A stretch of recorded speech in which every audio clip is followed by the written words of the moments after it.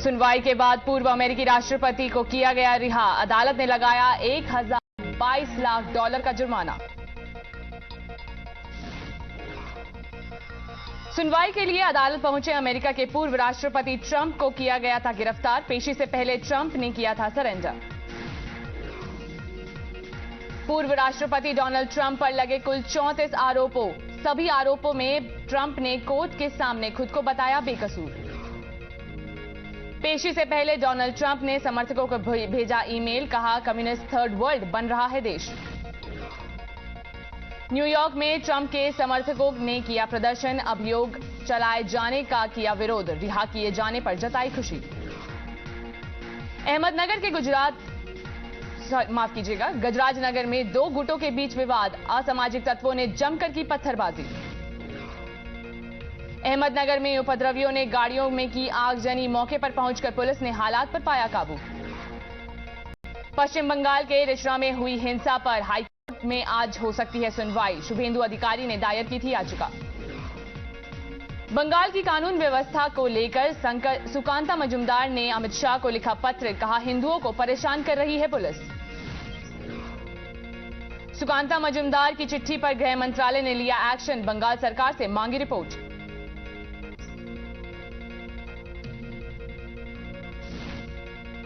बंगाल के राज्यपाल से मिला बीजेपी डेलीगेशन। बंगाल हिंसा को लेकर चर्चा की। सुकांता मजुमदार ने कहा राज्यपाल ने हमें रिश्रा और आसपास इलाकों में जाने से मना किया, लेकिन फिर हिंसा हुई तो हम धरने पर बैठेंगे। बंगाल हिंसा पर ममता बनर्जी का बयान, कहा बंगाल की संस्कृति में दंगा नहीं है, बाहर से आए थे उपद्रवी, बंगाल के लोग दंगा पसंद नहीं करते। ममता बनर्जी ने बीजेपी पर लगाया आरोप, कहा बीजेपी ने बाहर से भाड़े के गुंडे मंगवाए थे, मुझे हर वक्त अलर्ट रहना पड़ता है, दंगाइयों का कोई धर्म नहीं। बंगाल के राज्यपाल का हिंसा पर बयान, कहा नागरिकों को सुरक्षित रखने के लिए और शांति रखने के लिए प्रभावी कदम उठाए जाएंगे। बीजेपी नेता भारती घोष का ममता बनर्जी पर वार, कहा हिंसा के बाद सीएम ने एक समुदाय को क्लीन चिट दे दी, सिर्फ उन्हें खुश नहीं कर रही हैं, उन्हें उकसा रही हैं। बिहार के नालंदा में हालात शांतिपूर्ण। अब तक 130 लोगों की हुई गिरफ्तारी। इंटरनेट सेवा 6 अप्रैल तक बंद। हिंसा के बाद सासाराम में फिलहाल शांति। 50 लोगों की गिरफ्तारी के अलावा इलाके में पुलिस बल और पैरामिलिट्री फोर्स की तैनाती। बीजेपी सांसद छेदी पासवान ने सीएम नीतीश को लिखा पत्र, सासाराम जिला मुख्यालय में एक आईपीएस अधिकारी की पोस्टिंग करने की मांग की। नालंदा हिंसा पर ओवैसी ने नीतीश को घेरा, कहा मुसलमानों में डर पैदा करना चाहते हैं नीतीश और तेजस्वी।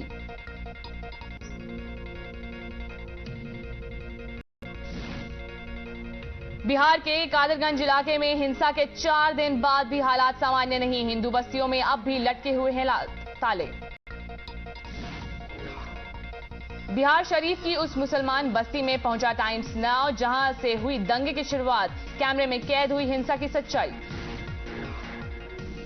नालंदा और सासाराम हिंसा पर अशोक चौधरी का बयान, कहा कुछ लोग बिगाड़ना चाहते हैं माहौल, लेकिन अब परिस्थितियां नियंत्रण में। सिक्किम में एवलांच से 7 लोगों की मौत, 27 लोगों को किया गया रेस्क्यू। आज फिर रेस्क्यू ऑपरेशन दोबारा चलाया जाएगा। सिक्किम अवलांच पर पीएम ने जताया दुख, कहा मुझे उम्मीद है कि घायल जल्द ही ठीक हो जाएंगे, हर संभव प्रयास मदद का किया भरोसा। सिक्किम के सीएम प्रेम सिंह तमांग ने हादसे पर जताया दुख, कहा राज्य और एनडीआरएफ के अधिकारी चला रहे हैं बचाव अभियान। जम्मू कश्मीर के कुपवाड़ा में हिमस्खलन का अलर्ट, इलाके में रहने वालों के लिए डिजास्टर मैनेजमेंट अथॉरिटी ने जारी की चेतावनी। जम्मू कश्मीर के बांदीपुरा में बर्फीला तूफान, प्रशासन की टीम ने 53 गाड़ियों को किया रेस्क्यू। प्रयागराज लाया जा सकता है अतीक अहमद का भाई अशरफ। प्रयागराज पुलिस अशरफ को वारंट पर ला सकती है।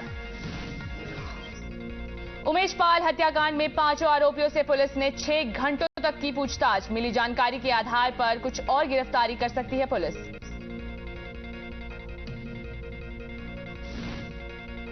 सूत्रों के मुताबिक साबरमती जेल पहुंचने के बाद अतीक ने अपने गुर्गों से किया संपर्क। पुलिस ने रिकॉर्ड की बातचीत। अतीक को लेकर पुलिस को डर, जेल से नेटवर्क खड़ा कर सकता है, केस की जांच को प्रभावित कर सकता है अतीक, लिहाजा जेल बदलाव चाहती है पुलिस। माफिया अतीक के पुराने घर से पुलिस ने बरामद किए 2 फोन और 1 रजिस्टर। 21 मार्च को गिरफ्तार आरोपियों की रिमांड के दौरान बरामदगी।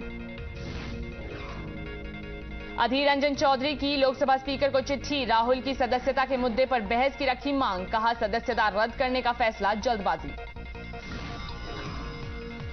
कमलनाथ ने जज की नियुक्ति प्रक्रिया पर उठाए सवाल, कहा राहुल को 2 साल की कैद की सजा के मामले में यह सब पहले से तय था।